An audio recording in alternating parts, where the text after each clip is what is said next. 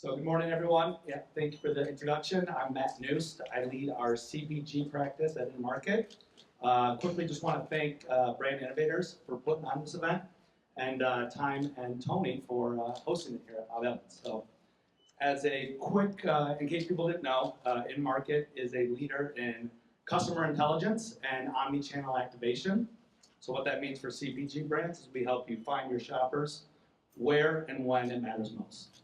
We've been in the digital marketing space for about 14 years.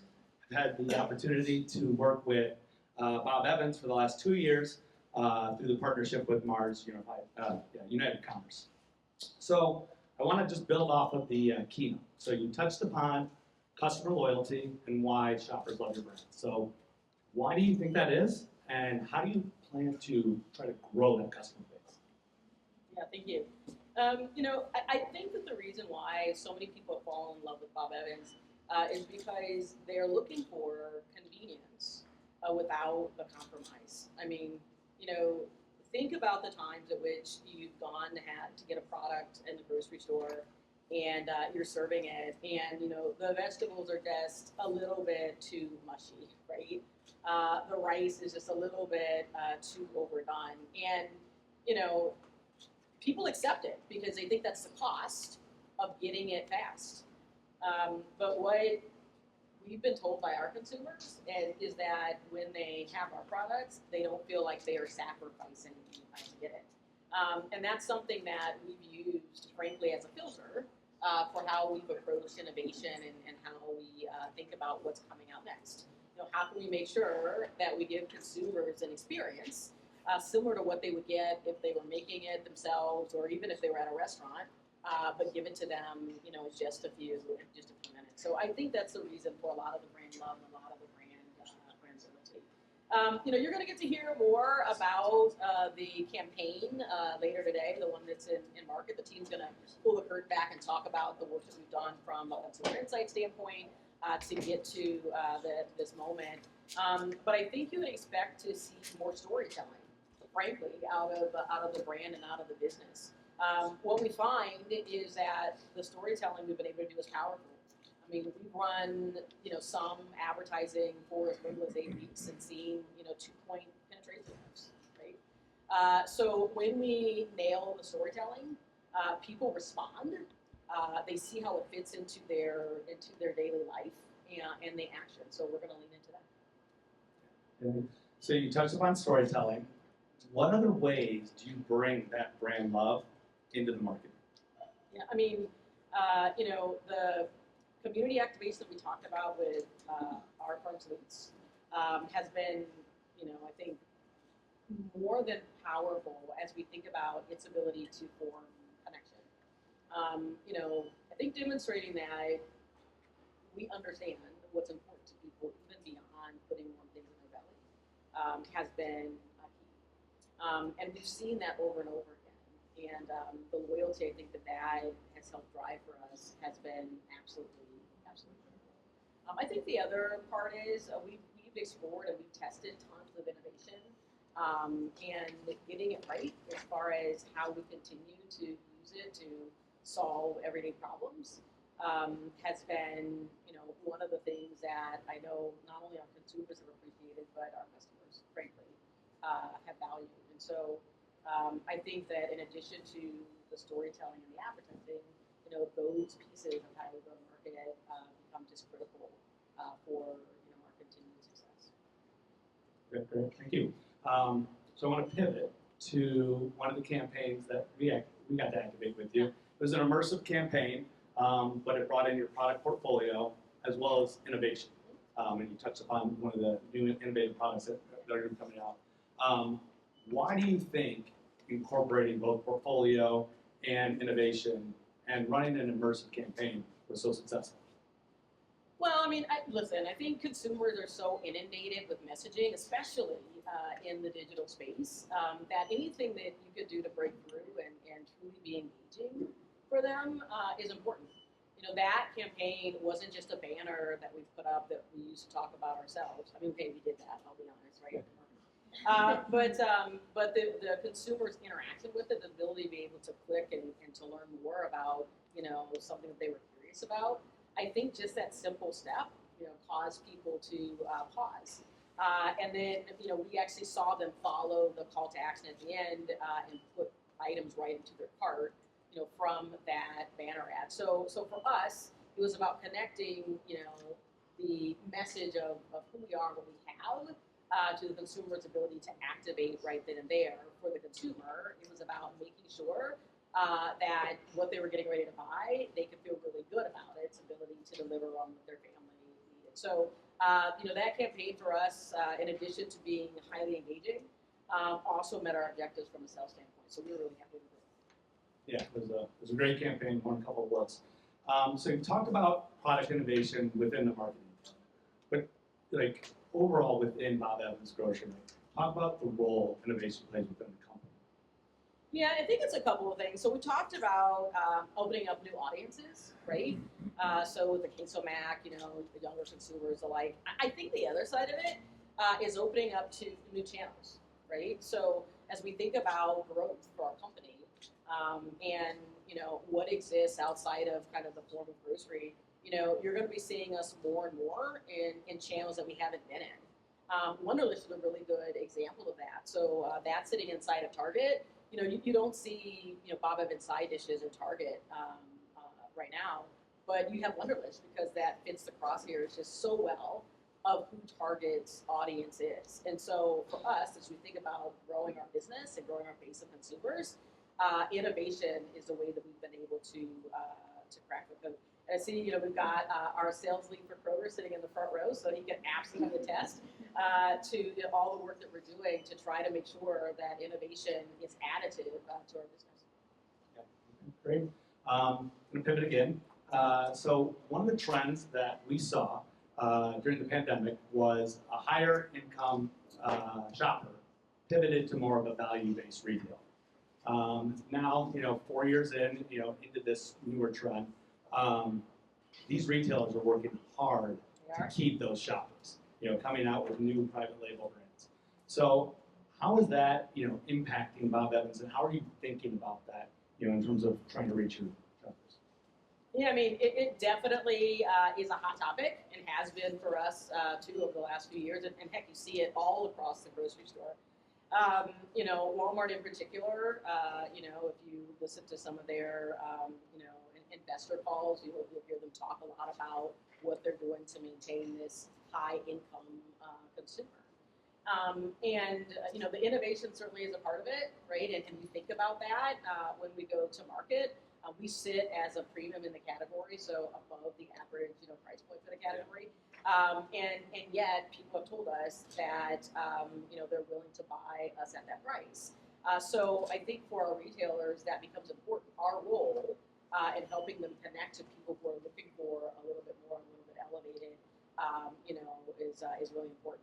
You mentioned private label and store brands. I'll call it store brands because, to the retailer, it's incredibly important. They own it; it's theirs.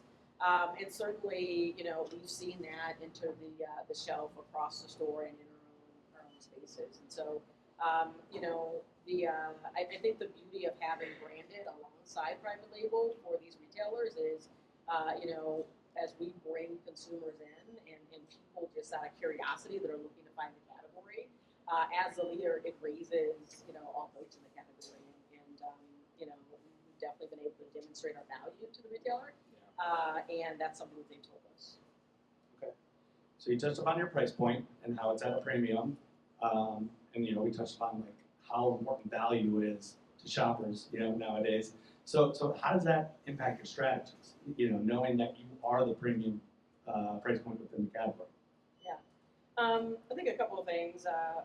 One, we saw in the pandemic, and a lot of brands did, kind of this redefinition of value, right? It's not just about low price point for consumers. Consumers are still willing to pay more for things that meet a need for them. Value was defined more broadly as what do I get? And so, we would, see diaries and just watch the consumer, pick that package up, flip it over, and they were hunting for serving size. They wanted to understand how much they were going to get for their dollar. We've seen a lot of transition from our core SKUs up to larger pack sizes, some family size.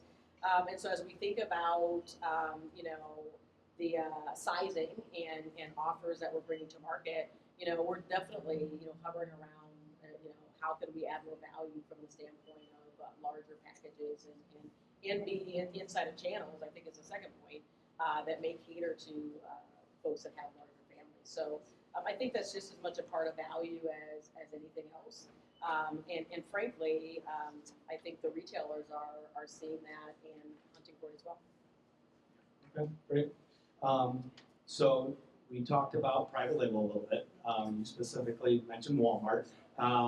So if you've seen in the trades, Walmart is coming out with a higher end private label brand. So that gives them 2 private label brands in some categories, competing against CPG brands such as yourself. How is this impacting your strategies, your go-to-market strategies, but just your thinking about how you want to tackle those categories? Yeah, I think it's interesting. Let's talk about store brands for a second.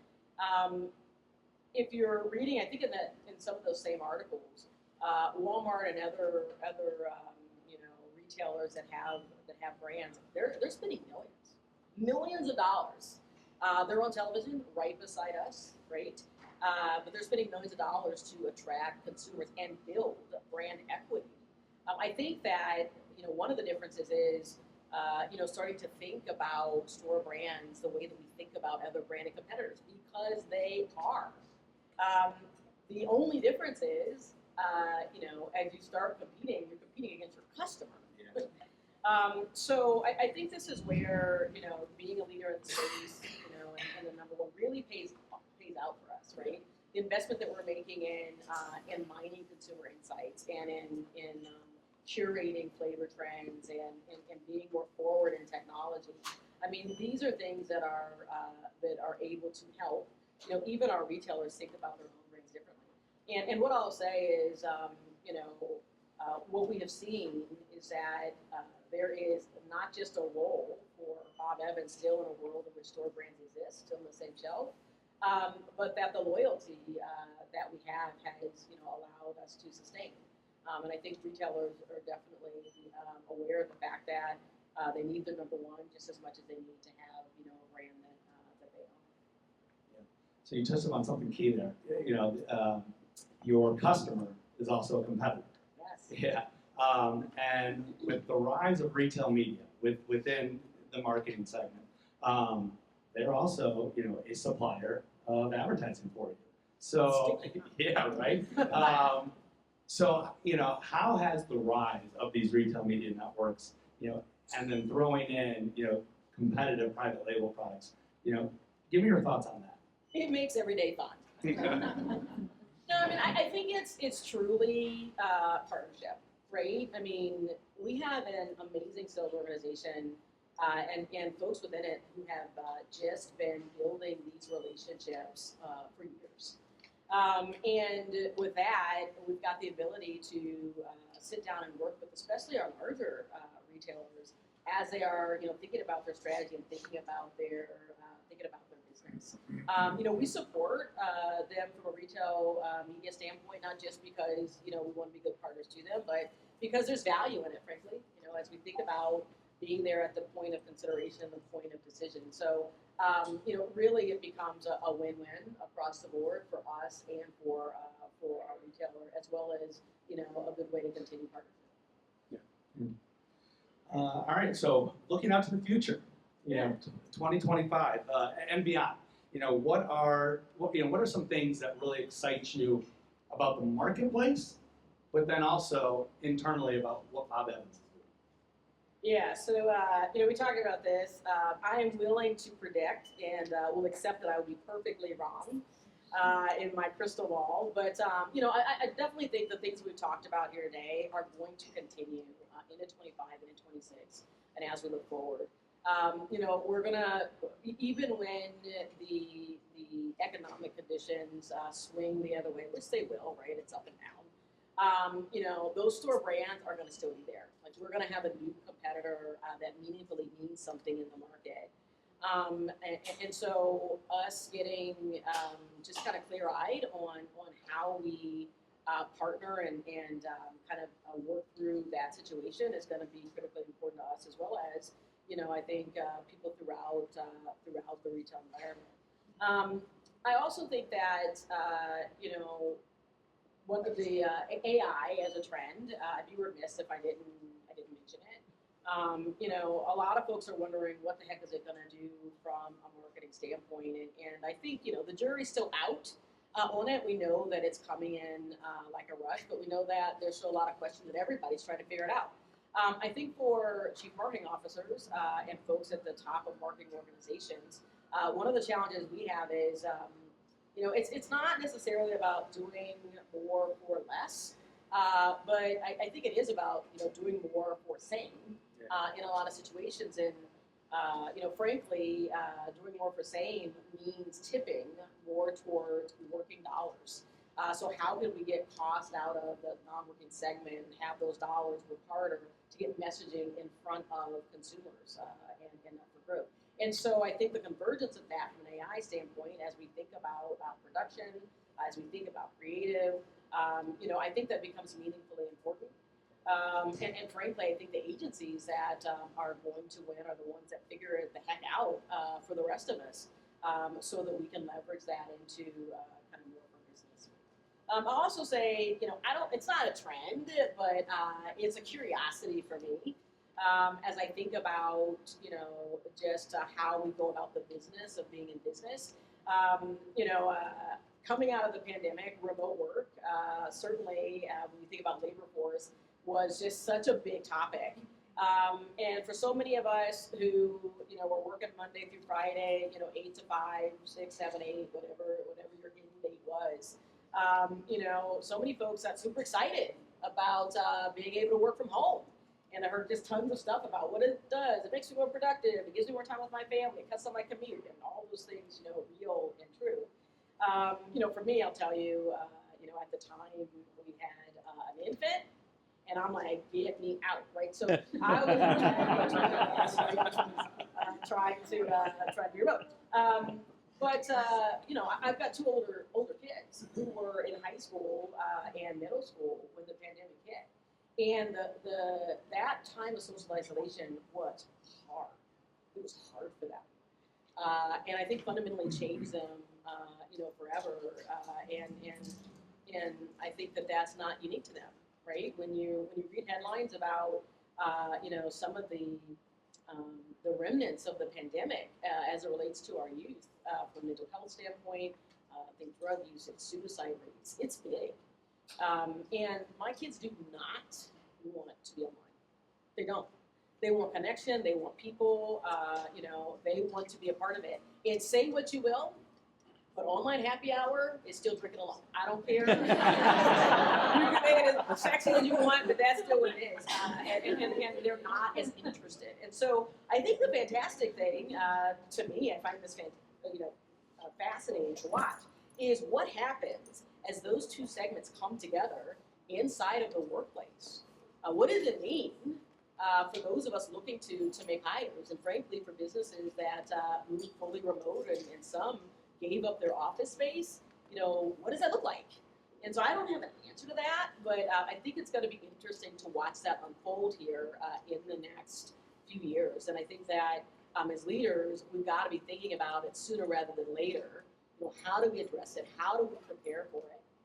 How do we remain flexible in our own thinking, and I think creative as it relates to solving the challenge. Yeah, we definitely see AI being incorporated by a lot of brands into their creative, making it dynamic. Yeah. Okay, so you touched upon AI, you touched upon like workplace, workspace, but specific to the CPG marketing space, I'm going to hold you to some predictions. What predictions do you have for this space? With the rise of retail media, so many new technologies popping up. Any predictions or thoughts, as to just the entire marketplace, but how it's going to impact all of them. Yeah, I mean, we're going to continue to start to see this tip towards digital. I mean, absolutely. There's no way around it. I think that the integration of that with the point of decision is going to continue to be, big, and I don't see it going away anytime soon. One of the things that we've definitely witnessed is the difference between, what consumers say that they're going to do and what they actually do at the point of decision. I think that gap that's always been there has grown just a little bit because when they're standing at the shelf, like holding their wallet in their hands, especially in today's environment, right, where costs are so high, they're forced to make choices. And so the ability to be able to message them, at that point in time, I think is going to grow in its value. Certainly as we look out in the next couple of years. And so, that's something, you mentioned Tony Fung, where is he in the back? That's something that everybody's sitting super close to him to make sure we get his thinking on it. And as we look at how we're going to spend dollars, considering just how much of it we need to set aside to activate in that space. Awesome. Well, appreciate your insight. Those are all the questions that I have this morning. Thank you all for your time. Thank you.